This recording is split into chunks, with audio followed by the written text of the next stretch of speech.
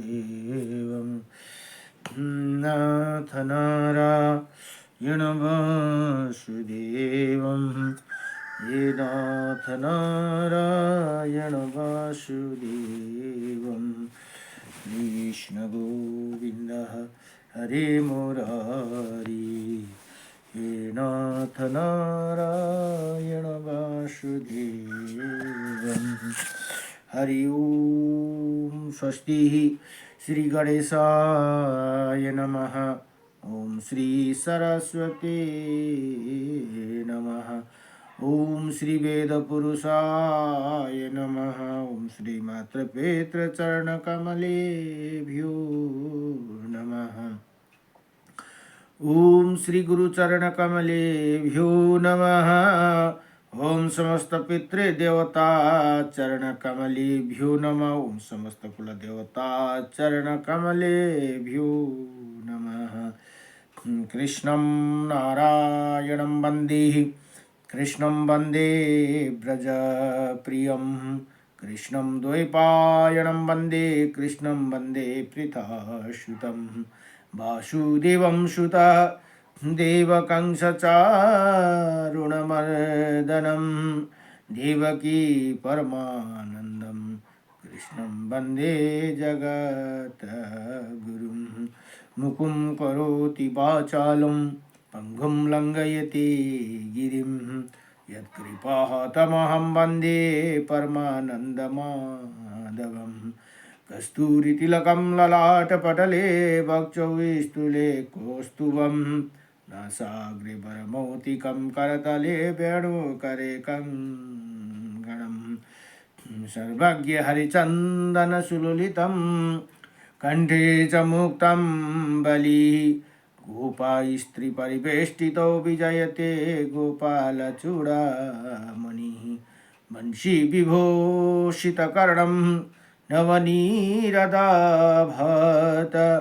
पीताम्बरदारुणविमाफलधरुष्ट पूर्णेन्द्रसुन्दरमुखः अरविन्दनेत्रात् कृष्णात्परं किमपि ततो अहं न जाने सच्चिदानन्दरूपायं विश्वोत्पत्यादिहेतवे त्रयपत्राय विनाशायं श्रीकृष्णाय वयं नमः कृष्णाय वासुदेवाय हरे परमात्मने प्रणतक्लेशनाशाय गोविन्दाय नमो नमः जय जय श्री राधी मेरी स्वामिनी जय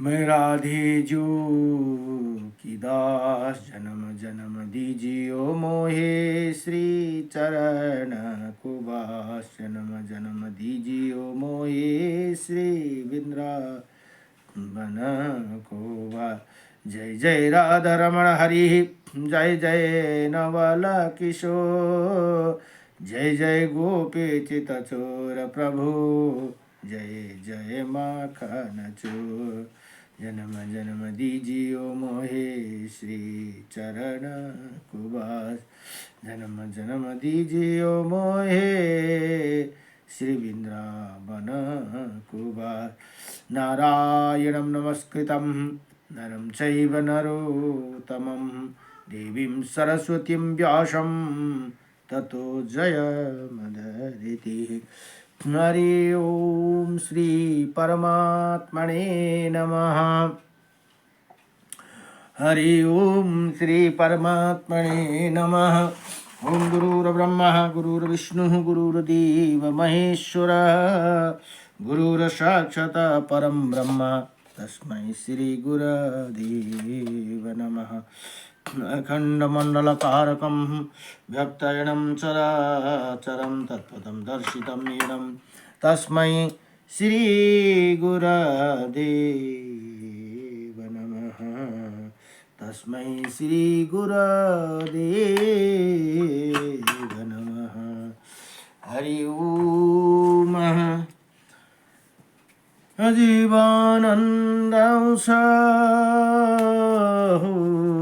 अजीवानन्दा आउँछ गुरुको चरणमा जीवानन्द आउँछ गुरुको चरणमा सुख छैन हो सुख छैन यो स्वार्थी संसारमा आउँछ आनन्द गुरुको दरबारमा आउँछ आनन्द गुरुको दरबारमा गुरुको चरणमा गङ्गा यमुना यमो सरस्वती नित्यवर गुरुको चरणमा सात समुन्दर प्रकृति मुस्कुराउँछिन् गुरु हृदयमा ब्रह्मा विष्णु शिव गुरु गुण गाउँछन् ब्रह्मा गुरु हृदयमा ब्रह्मा विष्णु शिव गुरु गुण गाउँछन् सुख छैन हो सतगुरुकै अमृत बाणी आत्मालाई मोक्ष गराउँछन् आत्मालाई मोक्ष गराउँछन् सुख छैन यो स्वार्थी संसारमा आउँछ आनन्द गुरुको दरबारमा आउँछ आनन्द गुरुको दरबारमा गुरुको दयाले बन्छ काम भक्तिले मिल्छ ज्ञान गुरुको दयाले बन्छ काम भक्तिले मिल्छ ज्ञान ब्रह्म ज्ञानको मोल बढेर भगवानमा लाग्छन् ध्यान ब्रह्म ज्ञानको मूल बढेर भगवानमा लाग्छन् ध्यान सुख छैन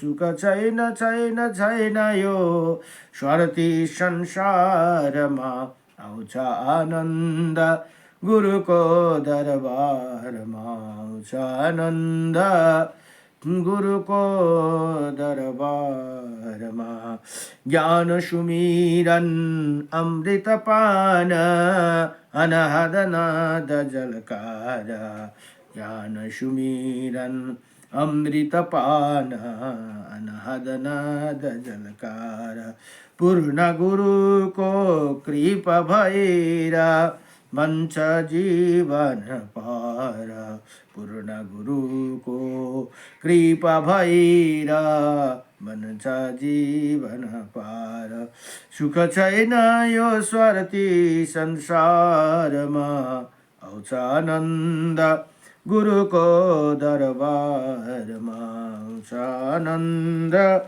गुरुको दरबारमा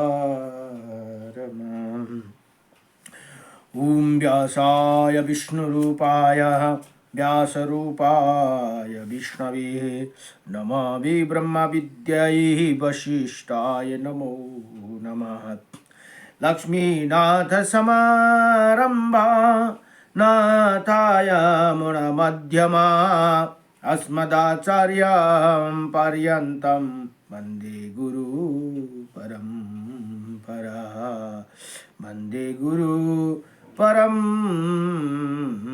ओम श्री गुरु गोविंदाय नमो नमः ओम नारायणं परं ब्रह्म नारायणं परं तप नारायणं परं देव सर्वनारायणं सदा श्रीरामाय रामभद्राय श्रीरामचन्द्राय वेदसे श्रीरघुनाथाय नाथाय सीताये पतये नमो नमो भगवते वासुदेवाय नमो आएका छौसी जगतमा सबैले लिनुहोस् हरिका नाम उदास युगनाथको सबमा सदा प्रणाम उदास युगनाथको सबमा सदा प्रणाम ओम नमो भगवते वासुदेवाय नमो ओम नारायणं नारायणं लक्ष्मी नारायणं नारायणं बद्री नारायणं नारायणं मुक्ति नारायणं नारायणं लक्ष्मी नारायणं नारायणं वत्स नारायणं नारायणं कुर्म नारायणं नारायणं बहरा नारायणं नारायणं नरसिंह नारायणं नारायणं वामन नारायणं नारायणं परशुराम नारायणं नारायणं श्रीराम नारायणं नारायणं श्रीकृष्ण नारायणं नारायणं श्रीबुद्ध नारायणं नारायणं श्रीकल्की नारायणं नारायणं श्री लक्ष्मी नारायणं भगवान को जय जय राधा रमण भगवान को जय जय सीतारामचंद्र भगवान को जय जय उमापति शंकर भगवान को जय जय कैलाशपति महादेव को जय जय श्री राधे जय जय श्री राधे नम पार्वती पतये हर हर महादेव शंभो ओम नमो भगवते वासुदेवाय वासुदेवाय। अहिले ब्रह्माण्ड श्री ब्रह्माण्ड महापुराण अध्ययन हुँदैछ र ब्रह्माण्ड महापुराणमा जम्मा 5 भाग भनेर बताइएको छन् भने 156 अध्याय र 12,200 श्लोक भनेर यहाँ लेखिएको छैन। अब तीमध्ये पूर्व भाग सकेर अहिले मध्य भागको प्रसङ्गमा 7 अध्यायको प्रसङ्ग 7औं अध्याय। अब श्री ब्रह्माण्ड महापुराणको मध्य भाग तृतीय उपोदय घातको घातपादमा 7 अध्यायका काश्यप वंशका वर्णन। अब काश्यप ऋषिका सन्तानका वर्णन भनेर यहाँ भन्नुहुन्छ। अब भन्नुहुन्छ सुतजी ऋषि बताउनुहुन्छ, हे ऋषि हो वृंदा पृथु सुताजी कहा के ऋषि वृंदा पूर्व अध्याय में गंधर्व और अप्सराओं मुनि की संतानों की कही गई। उनको सुनिए, ये है भीमसेन 1 नंबर में, उग्रसेन, सुवर्ण वरुण, धृतराष्ट्र, गोमान, सूर्यवाचा, पक्षबाण, अर्कपर्ण, प्रयुक्त भीम, चित्ररथ और विख्यात सबसे जीतने वाला जितेंद्रिय। 13 साल सिरा 14 हवे परजन्य ने उसने कली 15 भी थी, 16 हवे नारद थे। इसी प्रकार ये मुनि उसी मुनि से उत्पन्न देव गंधर्व कहा गए भनेर यहाँ बताउनुहुन्छ। अब यहाँ भन्नु इनमें से 24 कल्याणी अप्सराएं हैं जिनका नाम है अरुणा, अनपाया, विमुषया, पराम्बरा, मित्रकेशी, असिपर्णी,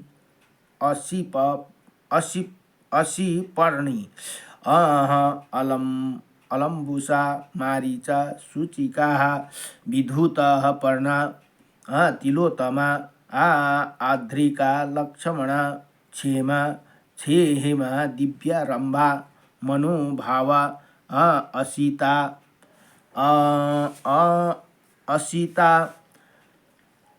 सुबाहु, सुप्रिया तथा सुभाजा, पुंडरिका, अजगंधा, सुदती ये अप्सराओं हुई तथा सुरसा और सुबाहु, हाहा, हुहु और तुम्बुरु भन्ने गंधर्व। ये 4 गंधर्व श्रेष्ठ कहे गए। ये गंधर्व अप्सराओं मुनियों का संतान कही गई है। हंस, सरस्वती, सुता, कमला माया, सुमुखी और हंसपदी, ये 6 लौकिक अप्सरा कही गई है।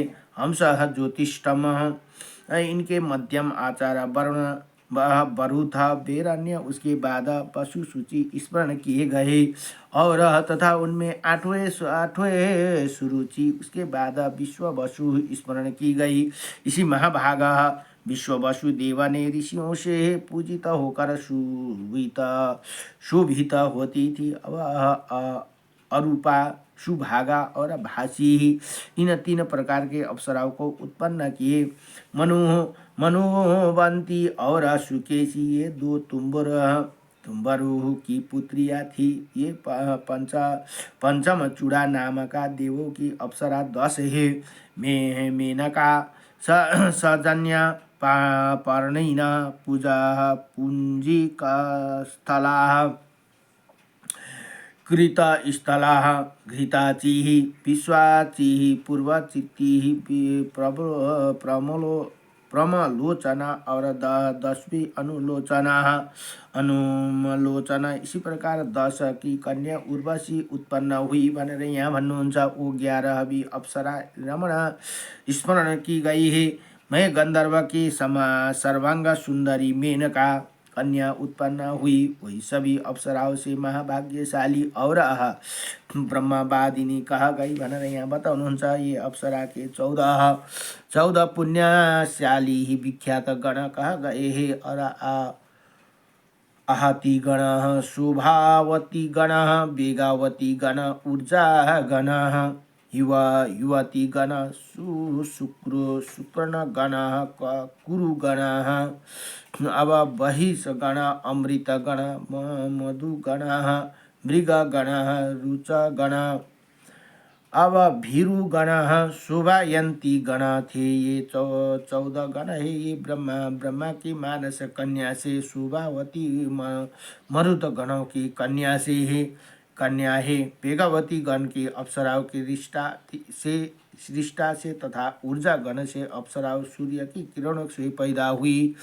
अब वो कुरु गण की गणिया शुभ अप्सराओं के चंद्रमा की किरणों से पैदा हुई। अतः शुक्र गण की अप्सराओं के यज्ञ से उत्पन्न हुई।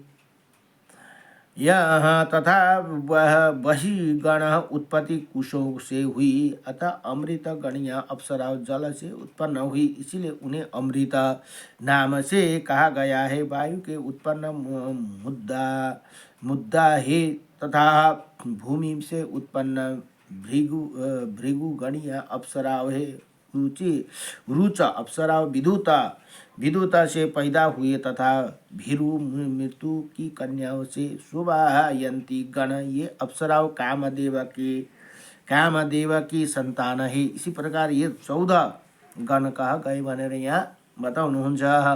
इसी प्रकार हजारों बहुत सुंदरी है अप्सराओं को गण। ये अप्सरा देव और ऋषियों की माताएं भनेर यहाँ और पत्नियां थी। सुगंधा और निष्पंदा ये दोनों अप्सरा के समान सुंदरिया थी, जिनका स्वर्ग में शंकर के बिना कामदेव से संप्रयोग संभोग हुआ। उसी अप्सरा के देवर्षि से संस्पर्श हुआ। तब वो पर्वत और नारद दो पुत्र उत्पन्न हुए। इसके बाद यशस्वी और अरुंधति यशी और अरुंधति नाम कहा गई है। उन्हें दोनों का जन्म देवर्षि से हुआ था, जिसे नारद और पर्वत से पैदा हुए।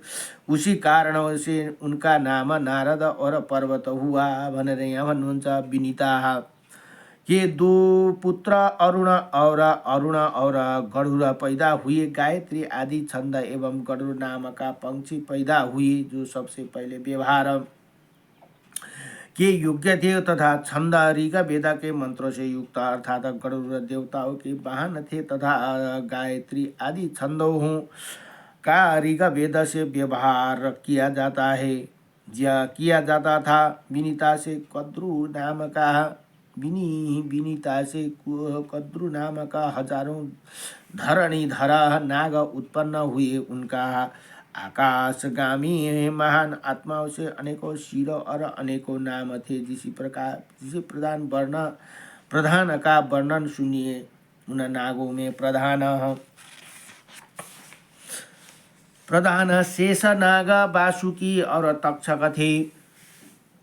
अकर्ण, हस्ती, कर्ण, पंजर, आर्यक, ऐरावत, महापद्म, कंबल, अक्षतर, सानुमुख, दधिमुख, कालिया, लिपिंडक, कपिला, अम्बरीश, अकुर, कपित्थक प्रहलाद ब्राह्मण ब्रह्मा गंधर्व मणिस्तक नहुषा करोह करारुमा मणि आदि ये सब आयन नागा ये सब उपयुक्त कद्रु की संतान का वर्णन किया गया है।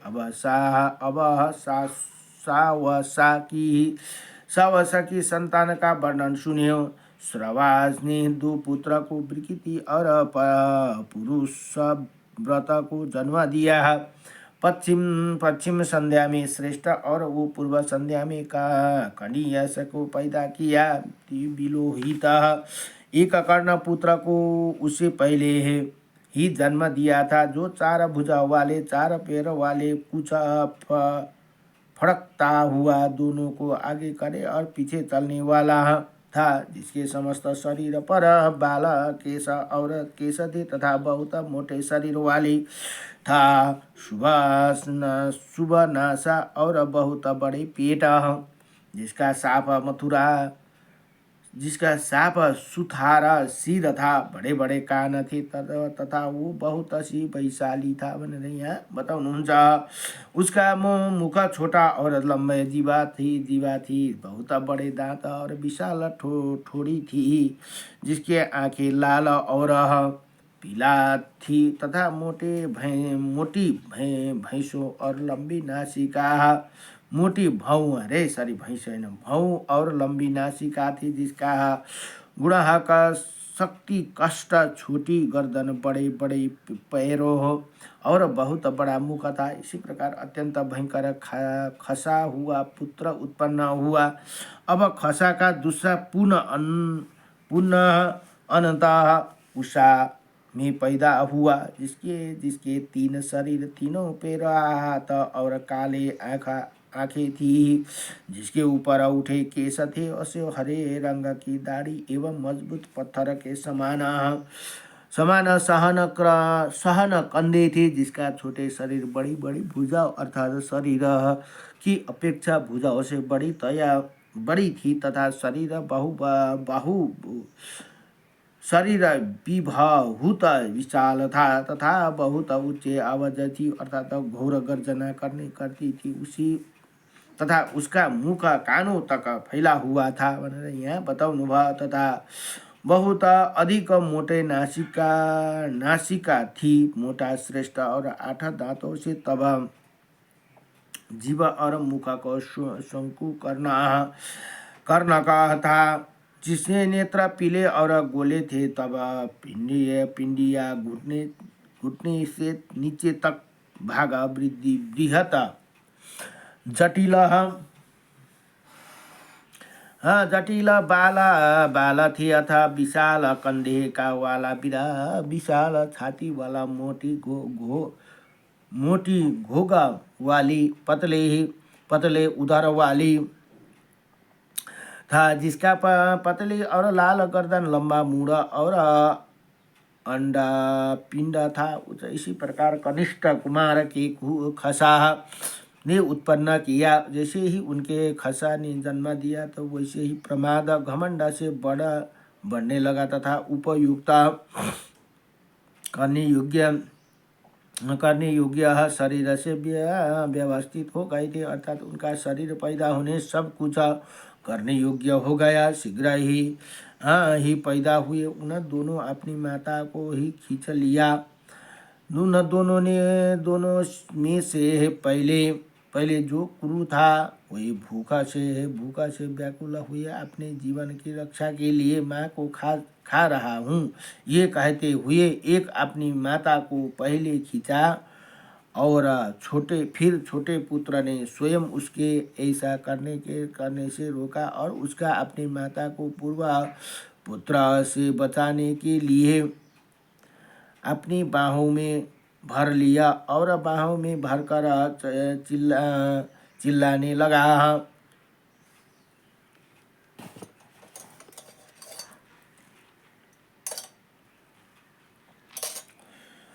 इसी प्रकार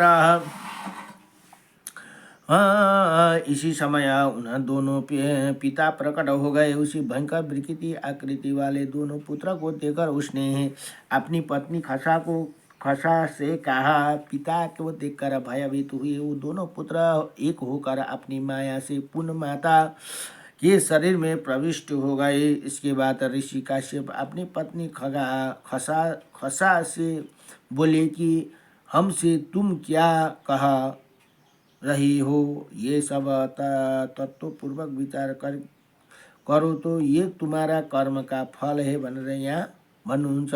माता के समान पुत्र और कन्या होती है। हाँ, माता के समान पुत्र और कन्या होती है। जैसे कि शीला आचार विचार वाली माता होती है, वैसे आचार विचार वाले पुत्र होना चाहिए। अर्थात माता के गुण पुत्र में अवश्य पाते हैं भनेर यहाँ बताउनु भयो। जिस वर्ण की भूमि होती है निश्चय उसी वर्ण का उस पर होने वाला जल होती है। अतः माताओं के आचरण के दोष के कारण तथा रूप और गुणों से समस्त प्रजाओं की संतानों को उत्पत्ति होती है भनेर यहाँ बताउनु भयो। ऐसी ख्याति ही है जिसके कारण ऐसा हुआ है। इसी प्रकार ऐसे कहकर अप्रीतम भगवान काश्यप ऋषि दोनों पुत्र को बुलाकर समागान द्वारा उन्हें दोनों पुत्र के दो नाम रख दिए। उसी समय उसी पुत्र ने जो भी माता के साथ क्रियाकलाप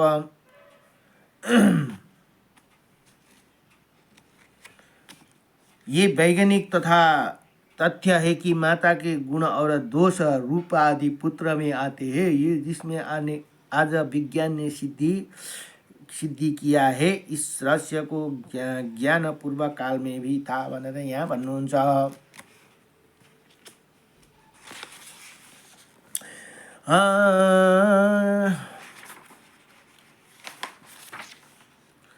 क्रियाकलाप किया वही सब खसा ने कहा। माता ने तर्क द्वारा दोनों का अलग अलग कर्म बताया कि ऐसे भक्षण करने का प्रयास किया। दूसरे ने रक्षा की, तब उसी भक्ष धातु और रक्षा धातु के योग्य से अर्थ लिए गए। जिसने कहा था कि माता को खा लो, मातृभक्ष उसके अनुसार भक्ष धातु खाने के भक्षण के अर्थ में आती है।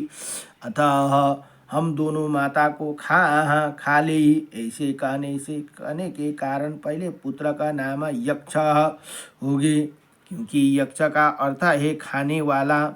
अतः यथा गुण तथा नाम भनेर यहाँ उसका रखा गया भनेर यहाँ भन्नुहुन्छ। फिर ऋषियों ने कहा कि रक्षा ये धातु पालन करने वाला अर्थतमय मानी जाती है। यह जिसने वो कहा था कि अपनी इसी माता की रक्षा करो, इसीलिए तुम्हारे जो दूसरा पुत्र है जिसे रक्षा की वो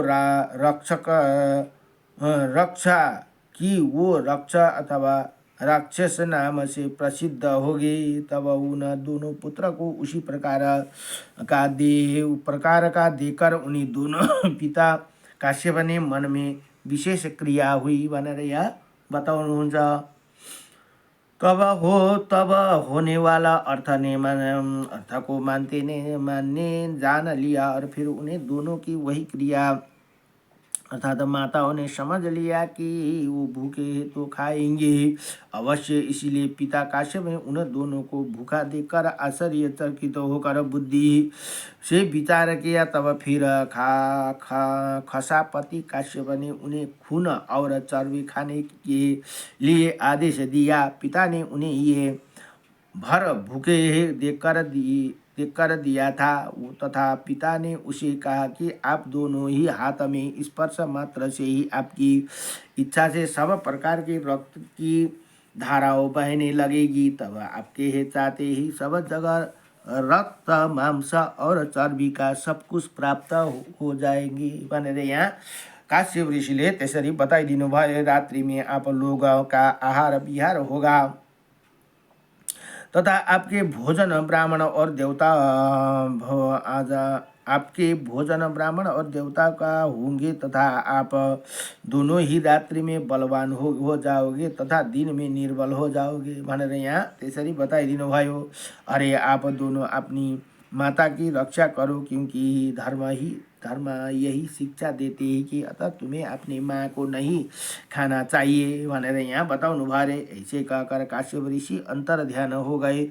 पिता काश्यप के चल जाने पर दोनों यक्ष और रक्षा स्वभाव के दो क्रूर और दारुण थे। अतः वो सब मनुष्य के विपरीत कार्य करने लगे और दृष्टि प्रकृति के हिंसक प्राणी बन गई भनेर यहाँ बताउनुहुन्छ। अब वो दोनों महाबलशाली महापराक्रमी विशालकाय दुर्जय मायावी अदृश्य हो जाने वाला तथा तुरंत अंतर ध्यान होने की कला से जानने वाले हे यो दोनों इच्छा अनुसार रूप धारण करने वाला तथा स्वभाव से घोर और निरोग थे तथा अपने रूप के अनुरूप आचरण करने से समस्त संसार को प्राणियों के लिए पूर्व बाधक बने हुए थे। ये दोनों निशाचर देवों ऋषियों पितरों गंधर्व किन्नर पिशाचों मनुष्य सर्प पंछी और पशु ये खाने के लिए इधर उधर देवों ऋषियों के पितरों गंधर्व किन्नर पिशाच मनुष्य के पंछियों और पशुओं को खाने के लिए सब इधर उधर घूमते रहते थे।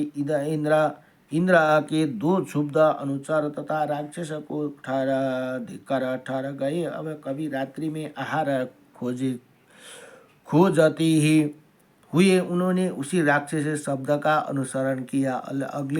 आगे चलकर वो दोनों अज और सांड नाम का दो पिशाचों के पास पहुँचे और पिशाच कवि बानर के पुत्र थे तथा महान पराक्रमी बहुत मोटे और बहुत पहले जन्म हुए थे।